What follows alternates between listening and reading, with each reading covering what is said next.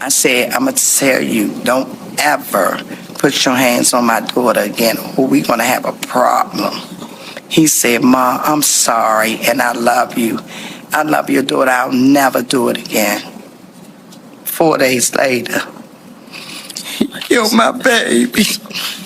A 32-year-old man is now in custody, accused of killing his girlfriend, 29-year-old Sharita Cristwell, even though many are wondering why he was not in jail at the time.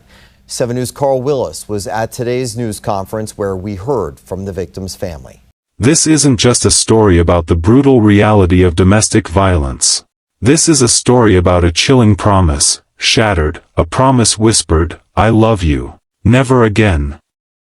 But that promise, delivered with a deceptive calm, was shattered with lethal force. Seriously, this promise was shattered with lethal force, leaving behind a silence that screams a question we must confront. Have you ever believed someone when they swore they'd changed? When they looked you in the eye, pleaded for forgiveness, and said, it won't happen again? That hollow echo of hope, that desperate desire to believe a person truly regrets their actions. It's a feeling many know, a hope that can blind, but what happens when that hope becomes the very chain that binds someone to their ultimate fate?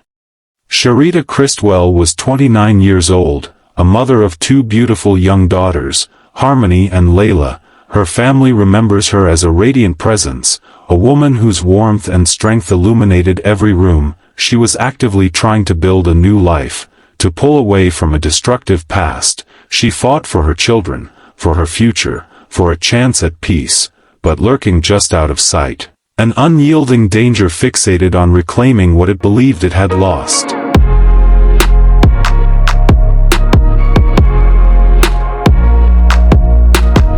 On July 5, 2025, Sharita was brutally killed. Her death wasn't a random act, it was the devastating culmination of a pattern, a final, horrifying act after clear and repeated warnings. How could a loving mother, actively trying to escape a perilous relationship, be failed so profoundly by the very system designed to protect its most vulnerable? This is the central question haunting Sharita's story, and it's the question we will confront together. Before we go deeper into the harrowing details of Sharita's final days and the fatal decisions that led to them, consider hitting that like button. Welcome to True Crime Footprint, where we unveil the darkest mysteries and the most terrifying true crime tales. Kindly subscribe to this channel and turn on the notification bell, so you never miss any of our new stories. Your support keeps these stories alive. Sharita Cristwell was a force. At 29, she was not just a mother to 2 young, beautiful daughters, Harmony and Layla Lindsay. She was a warm, bright presence whose strength and kindness touched everyone around her. Her family remembers her as truly beautiful, a loving parent whose smile could light up any space. Her connection with Harry Lindsay stretched back a decade. A history that wove itself through their young adult lives and brought their children into the world. For years, they were a couple, navigating the complexities of life and parenthood. But beneath the surface of that shared history, a disturbing pattern began to take hold. Sharita's family observed a growing darkness in the relationship, an escalating cycle of control and aggression that made remaining together impossible. By the time of the fatal shooting, their romantic involvement had ended. Sharita had made the courageous, essential choice to separate, actively working to get away from him. This period of disengagement, however, often intensifies the danger for those trying to break free from abuse. The perception of loss of control can ignite a dangerous rage in an abuser, fueled by the partner having moved on. Sharita's attempt to build a new life for herself and her girls was met not with acceptance, but with a terrifying escalation. The true depth of this danger became shockingly clear to Sharita's mother, Jerice McCotter, after Harry Lindsay's arrest on June 16 for a prior assault on Sharita. He spoke to Jerice.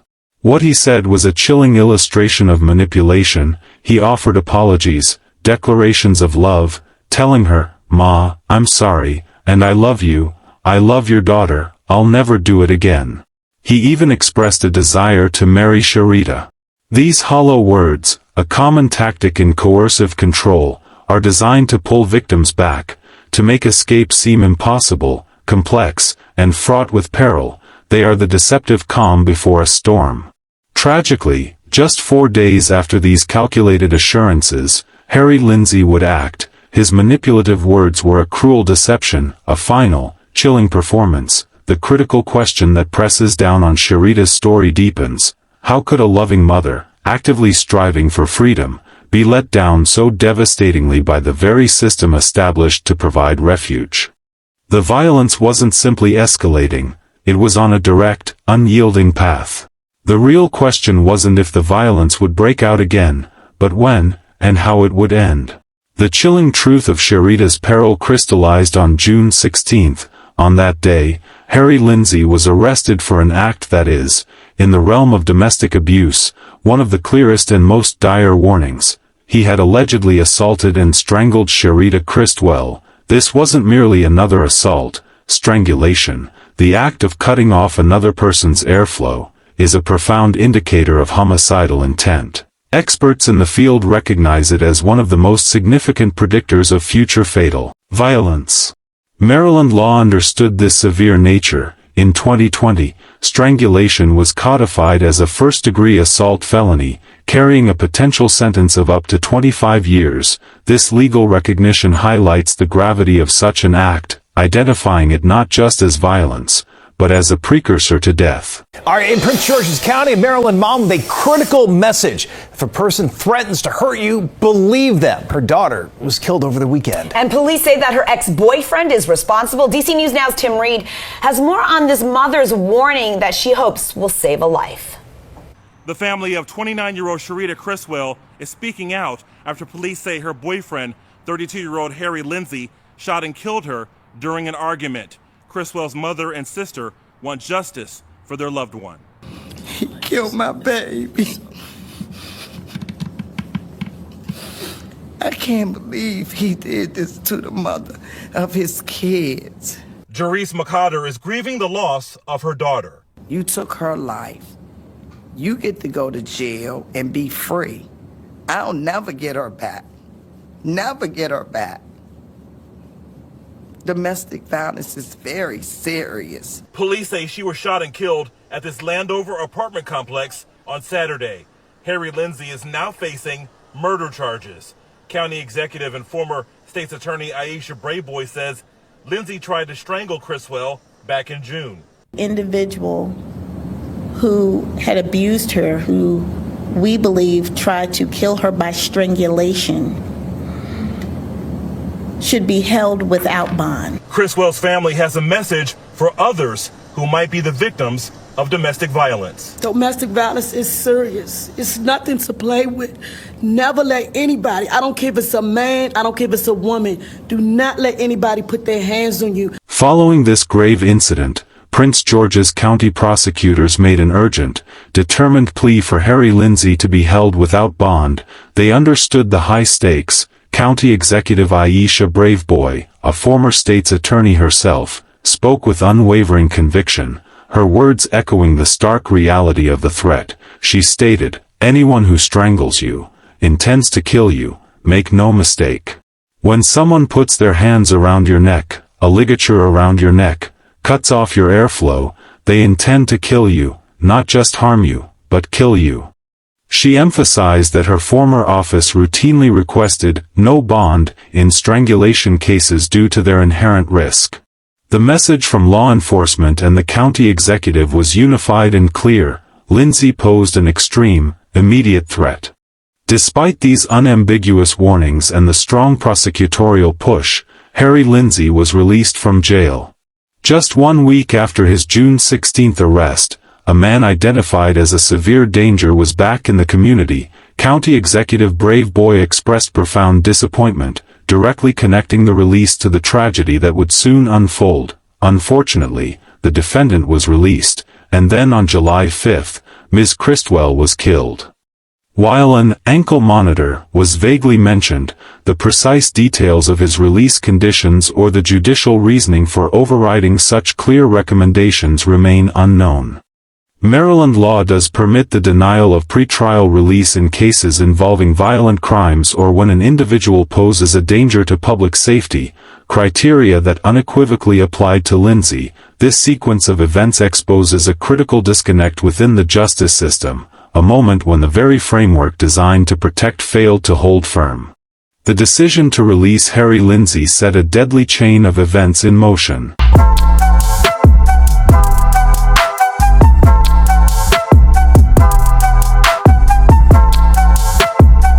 If this story has already sent shivers down your spine, hit the like button, and tell us what you think about bail decisions in cases involving extreme domestic violence in the comments below.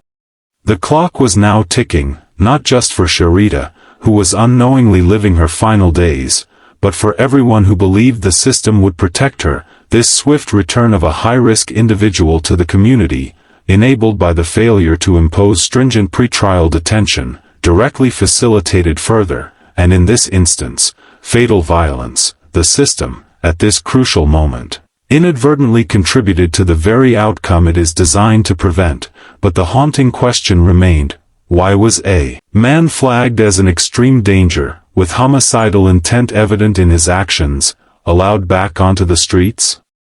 The 4th of July weekend, a time for celebration, for family gatherings, for the warmth of summer, but for Sharita Cristwell, July 5, 2025, became a day etched in horror. At approximately 3:35 p.m., Prince George's County police officers responded to a shooting report inside an apartment in the 700 block of Stretford Way in Landover, Maryland. The sense of normalcy shattered. Upon their arrival, the grim discovery was made: 29-year-old Sharita Cristwell, deceased, suffering from gunshot wounds. The immediate investigation quickly pointed to one person: Harry Lindsay, her ex-boyfriend, who allegedly shot Sharita during an argument. This wasn't an unexpected, spontaneous outburst.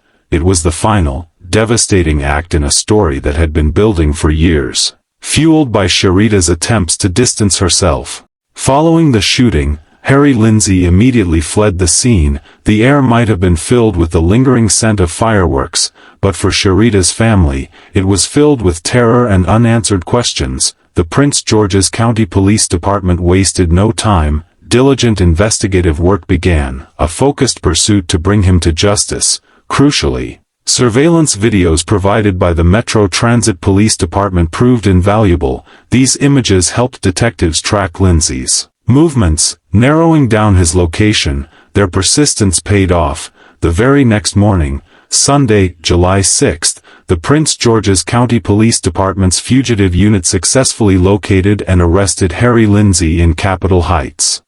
Harry Lindsay has since been charged with both first-degree and second-degree murder in connection with Sharita Cristwell's death. He is currently being held without bond at the Department of Corrections. His detention offers a measure of accountability, but it cannot bring Sharita back. This fatal shooting, occurring during an argument, was not an isolated act of violence. It was the tragic, predictable outcome of a documented pattern of abuse, particularly after Sharita had sought to separate from Lindsay. The prior strangulation incident, a direct and violent attempt to cut off her airflow, had already served as a clear indicator of Lindsay's homicidal capability. The argument that preceded the shooting likely acted as the final trigger in an already volatile, escalating situation, rather than an unexpected dispute. This heartbreaking event reinforces a harsh reality.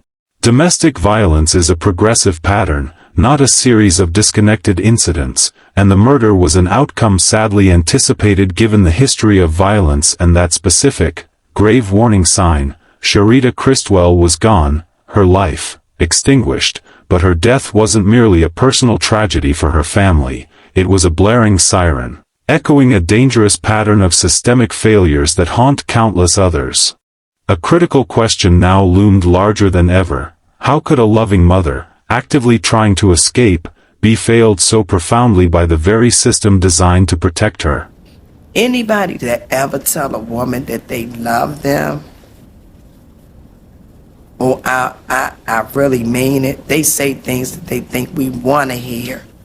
But when he tell you he's going to kill you, You need to get away. He's not going to say it just to say it. He's saying it because he mean it. It's too many women out here losing their lives over domestic violence, and it's not fair. My daughter wanted to get away from him. He said, I don't want you to leave me. He said, please don't leave me, Rita. If you leave me, I'm not going to be any good. He broke down. I said, you opened this door. You cheated on my daughter. So now when she found somebody else that was making her happy, you're angry. You took her life. You get to go to jail and be free. I'll never get her back. Never get her back. Domestic violence is very serious. And people need to acknowledge this. When somebody tell you this, I don't care how afraid you are, you need to report it. Don't be scared. They're going to tell you, I'm going to kill you, I'm going to kill your family. No, you tell. That's why we have 911. You call, you get help. It could save your life. And I wish I was there to try to save my daughter's life. But she's gone now. I can't believe he did this. He told me he would never, ever hurt my daughter. And he did it. And you could see the rage in his eyes. I'm sorry. This feeling, this pain that I have, it will never go away. Sharita's family, steeped in unimaginable grief, was about to transform their pain into a powerful, public demand for change, but would anyone truly listen to their heartbreak, or would Sharita's story simply fade into another statistic? Sharita leaves behind two beautiful young daughters, Harmony and Layla Lindsay. They now face the unimaginable reality of growing up without either parent, their mother murdered, their father incarcerated, their grandmother shared a heartbreaking detail. The children cry every day asking for their mom, illustrating the profound and immediate impact of this tragedy on their young lives. This kind of sudden loss and trauma can have severe, lasting psychological and developmental consequences, potentially affecting their emotional well-being, future relationships, and sense of security. Recognizing this potential cycle of violence, their grandmother has made a proactive commitment to teaching her grandchildren about recognizing threats and seeking help. It's a desperate effort to break a pattern that stole their mother. To cope with this unexpected and traumatic loss, Sharita's family launched a GoFundMe campaign, titled Memorial for Sharita Cristwell, Support for Her Daughters. This initiative sought not just financial support for memorial services, but vital funds for Harmony and Layla's future needs, including crucial counseling, education, and stable caregiving. The GoFundMe page explicitly frames the tragedy as a stark reminder that domestic violence is real and deadly. Connecting Sharita's individual story to the broader societal issue, this campaign became more than just fundraising. It became a poignant platform for awareness, driven by love and loss, driven by their grief and a fervent desire to prevent similar tragedies. Sharita's family has transformed their personal pain into a powerful public call for awareness and action. They implore other victims, don't stay, it does not get better, it only gets worse. They specifically highlight the extreme danger of strangulation, advising, if you are a victim of strangulation, please seek help. This collective voice from the family aims to raise awareness and encourage others to seek support, emphasizing that there's help out there.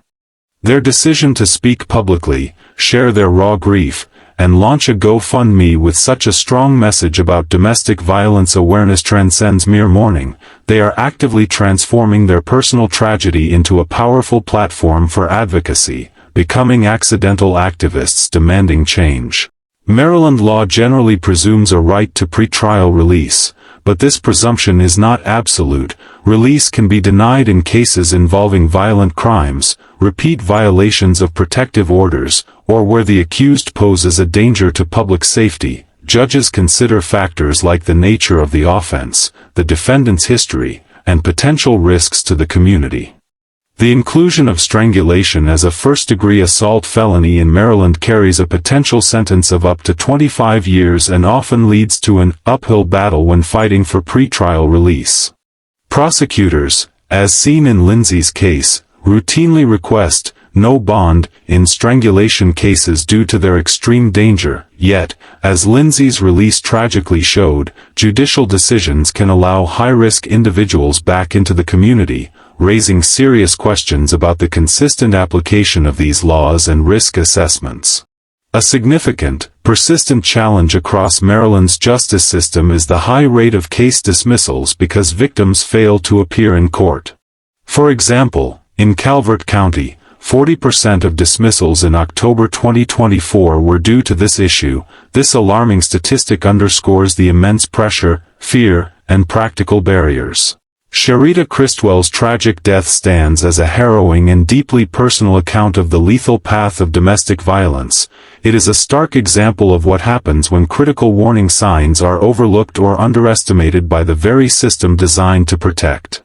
Her story powerfully illustrates the immense courage required for victims to attempt to leave abusive relationships, and the heightened, often fatal, danger they face during this perilous transition. The prior strangulation, an unmistakable sign of homicidal intent, and the subsequent controversial release of Harry Lindsay, highlight a profound vulnerability that directly contributed to this preventable tragedy.